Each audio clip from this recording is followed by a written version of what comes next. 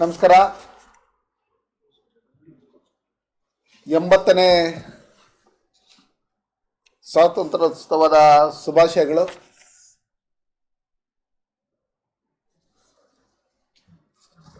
ನಾವು ಕರ್ನಾಟಕ ರಾಜ್ಯದಲ್ಲಿ ಕಾಂಗ್ರೆಸ್ ಸರ್ಕಾರ ಅಧಿಕಾರಕ್ಕೆ ಬಂದ ಮೇಲೆ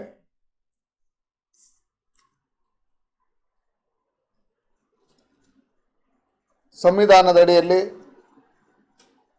ಯಾವ ರೀತಿ ನಡ್ಕೊಬೇಕು, ಯಾವ ರೀತಿ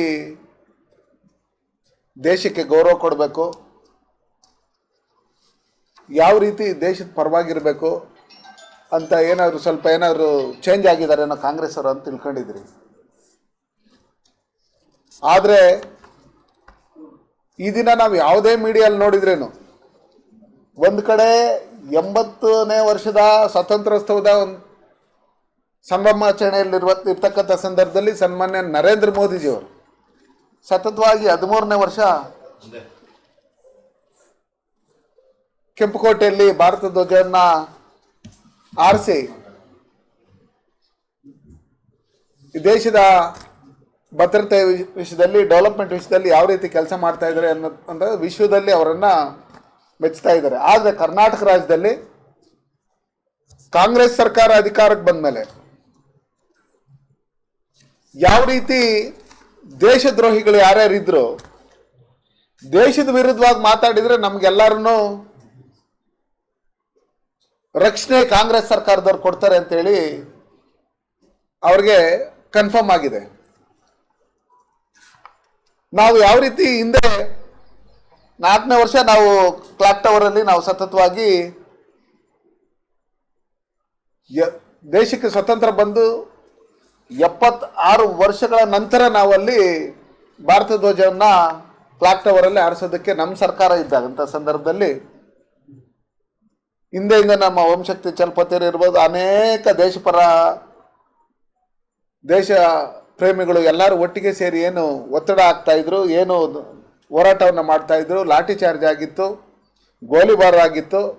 ಆ ಜಾಗದಲ್ಲಿ ನಾವು ನಮ್ಮ ಸರ್ಕಾರ ಇದ್ದಂಥ ಸಂದರ್ಭದಲ್ಲಿ ಜಿಲ್ಲಾಧಿಕಾರಿಗಳು ಮತ್ತು SP ಅವರು ಇಬ್ಬರು ಬೆಳಗ್ಗೆ 6:15 ಒಳಗಡೆ ಅಲ್ಲಿ ಫ್ಲಾಗ್ ಹಾಸ್ಟ್ ಮಾಡಬೇಕು ಅಂತೇಳಿ ತೀರ್ಮಾನ ಮಾಡಿ ಆಗಿನ ಗೃಹ ಸಚಿವರಾದಂಥ ನಮ್ಮ ಜ್ಞಾನೇಂದ್ರ ಅವರು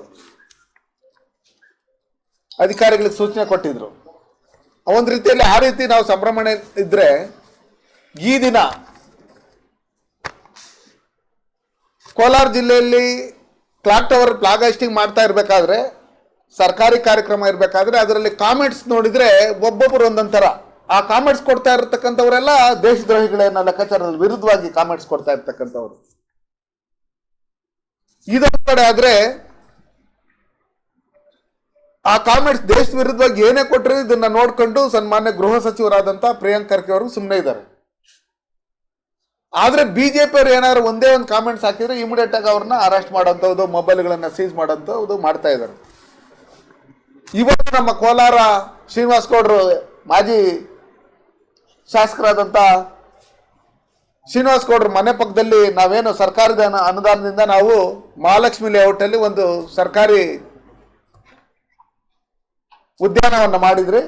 ಆ ಉದ್ಯಾನದಲ್ಲಿ ಒಂದು ಫ್ಲಾಗ್ ಹಾಸ್ಟಿಂಗ್ ಮಾಡಿದ್ದಾರೆ. ಆ ಫ್ಲಾಗ್ ಹಾಸ್ಟಿಂಗ್ ಮಾಡ್ರಿ ಅಂತ ಇವ್ರಿಗೆ ಯಾರು ಕೇಳಿದವರು ಇಲ್ಲ, ಏನೂ ಇಲ್ಲ.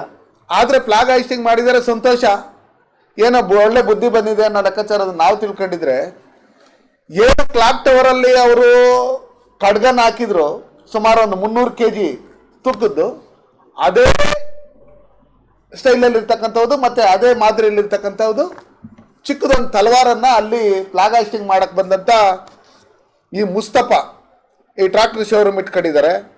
ನಾಸಿರು, ಸುಹೇಲು, ಬಕಾಶು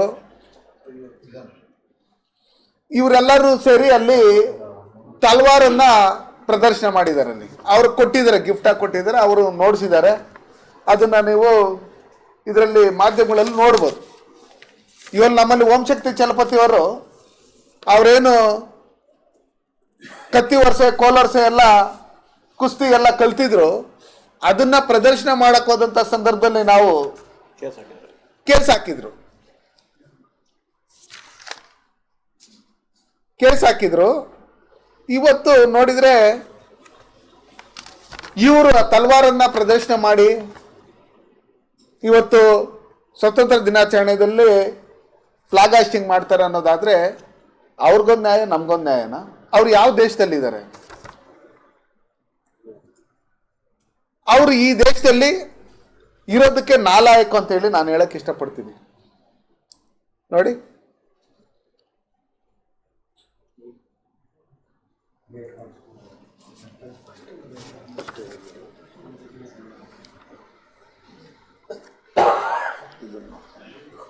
ಅದಕ್ಕೋಸ್ಕರ ನಾನು ಹೇಳೋದಷ್ಟೇ, ಆ ವಿಡಿಯೋ ಏನಿದೆ ಎಲ್ಲ ನಿಮಗೂ ಕಳಿಸ್ತೀರಿ. SP ಅವ್ರಿಗೂ ನಾವು ಬೆಳಗ್ಗೆನೇ ವಂಶಕೃತಿ ಚಲಪತಿ ಅವ್ರ ಹತ್ರ, ನಮ್ಮ ಜಿಲ್ಲಾಧ್ಯಕ್ಷರ ಹತ್ರ ಮಾತಾಡ್ಕೊಂಡು ಎಲ್ಲ ನಮ್ಮ ಮುಖಂಡಗಳೆಲ್ಲ ಇವ್ರ ಮೇಲೆ ಆಕ್ಷನ್ ತಗೋಬೇಕು ಅಂತ ಹೇಳಿ ನಾವು ಈಗಾಗಲೇ ನಾವು ವಿಡಿಯೋಗಳನ್ನು ಕಳಿಸಿದ್ದೀರಿ.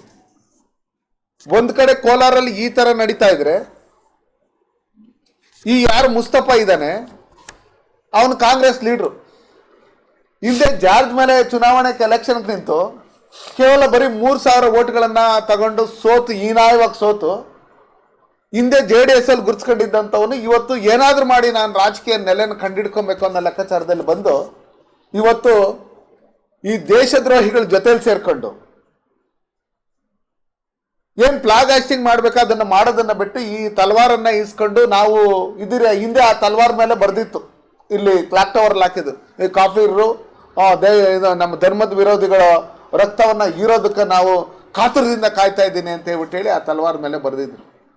ಅದೇ ರೀತಿಯಲ್ಲಿ ಏನು ಈ ತಲ್ವಾರನ್ನು ನೋಡಿಸಿರೋಂಥ ಉದ್ದೇಶ ಏನು? ಅವರು ಸ್ವತಂತ್ರ ದಿನಾಚರಣೆ ದಿನ ಈ ತಲ್ವಾರನ್ನ ನೋಡೋದಂಥ ಉದ್ದೇಶ ಏನಂದ್ರೆ ಅಲ್ಲಿ ಮಾಡಕ್ ಬಿಟ್ಟಿಲ್ಲ, ನಾವು ಮನೆಯಲ್ಲಿ ಇಟ್ಕೊಂಡಿದ್ದೀರಿ ಅನ್ನೋ ಲೆಕ್ಕಾಚಾರದಲ್ಲ. ಅದಕ್ಕೋಸ್ಕರ ಆ ತಲ್ವಾರನ್ನ ಮಾಡ್ಕೊಂಬಂದವ್ರು ಯಾರು, ಅದನ್ನ ಅವ್ರ ಕೊಡುಗೆಯಾಗಿ ಕೊಟ್ಟವ್ರು ಯಾರು, ಅದಕ್ಕೆ ಏನಕ್ಕೋಸ್ಕರ ಅದನ್ನ ಶೋ ಮಾಡಿದ್ರು, ಇವರೆಲ್ಲರ ಮೇಲೆ ಅವ್ರ ಜೊತೆಲಿ ಯಾರ್ಯಾರು ಇದ್ರು ಅನ್ನೋ ಲೆಕ್ಕಾಚಾರ, ಯಾವ ಉದ್ದೇಶ ಇಟ್ಕೊಂಡವರು ಆ ತಲ್ವಾರನ್ನ ಪ್ರದರ್ಶನ ಮಾಡಿದ್ರು ಅಂತ ಹೇಳಿ ಅವ್ರ ಮೇಲೆ ಅರೆಸ್ಟ್ ಮಾಡಿ ಅವ್ರನ್ನ ಕಾನೂನು ರೀತಿಯಲ್ಲಿ ಅವ್ರ ಮೇಲೆ ಆಕ್ಷನ್ ತಗೊಂಡು ನಾವು ಈ ಕಂಪ್ಲೇಂಟ್ ಕೊಡ್ತೀರಿ. ನಾವು ನಮ್ಮ ಬಾಲಾಜಿಯವರು ಇರ್ಬೋದು, ಇವರು ನಮ್ಮ ಪ್ರವೀಣವರು, ನಾಗಭೂಷಣ್ ಅವರು, ನಮ್ಮ ಅನಿಲ್ ಬಾಬು ಅವರು, ಸೂರ್ಯ ಎಲ್ಲರೂ ಅವರು ಸೇರಿ ನಮ್ಮ ಪಕ್ಷದ ಮುಖಂಡರುಗಳು ಈ ರೀತಿ ನಡೀತಾ ಇದೆ ಕೋಲಾರಲ್ಲಿ.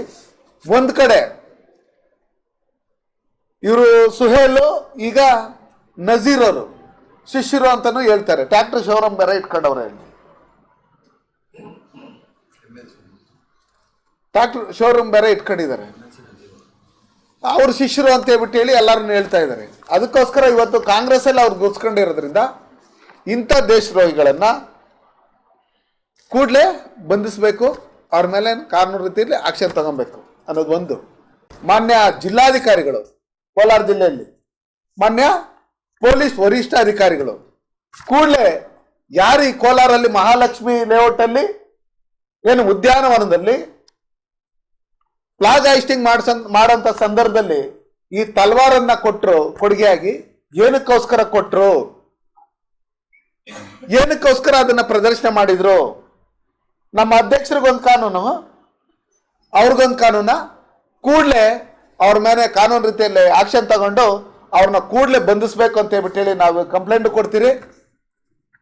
ಅವರೇ ಕೇಸ್ ತಗೊಂಡು ನಾವು ಅವ್ರಿಗೆ ಏನು ವಿಡಿಯೋ ಕಳಿಸಿದ್ರಿ, ಅವರೇ ಸ್ವಇಚ್ಛೆಯಿಂದ ಅವ್ರ ಕೇಸನ್ನು ಸುಮೋಟೋ ಕೇಸನ್ನು ಬುಕ್ ಮಾಡ್ಬೋದು.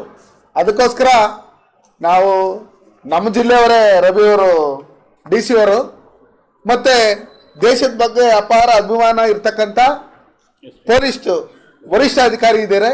ದಯವಿಟ್ಟು ಇಲ್ಲಿ ರಾಜಕೀಯ ಇನ್ನೊಂದು ಮತ್ತೊಂದು ಅದೆಲ್ಲ ನಮ್ಗೆ ಅವಶ್ಯಕತೆ ಇಲ್ಲ. ದೇಶದ ವಿರುದ್ಧವಾಗಿ ಯಾರ್ಯಾರು ಈ ಥರ ಕೆಲಸಗಳು ಮಾಡ್ತಾರೆ ಅವ್ರ ಮೇಲೆ ಕೂಡಲೇ ನೀವು ಆಕ್ಷನ್ ತಗೊಬೇಕಂತೇಳಿ ನಾವು ಈ ಮೂಲಕ ಕೋಲಾರ ಜಿಲ್ಲೆಯ ಎಲ್ಲ ದೇಶ ಪ್ರೇಮಿಗಳು, ಎಲ್ಲ ನಮ್ಮ ಪಕ್ಷದ ಮುಖಂಡರುಗಳು ಎಲ್ಲರೂ ಒಟ್ಟಿಗೆ ಸೇರಿ ನಾವು ಒತ್ತಾಯ ಮಾಡ್ತೀವಿ.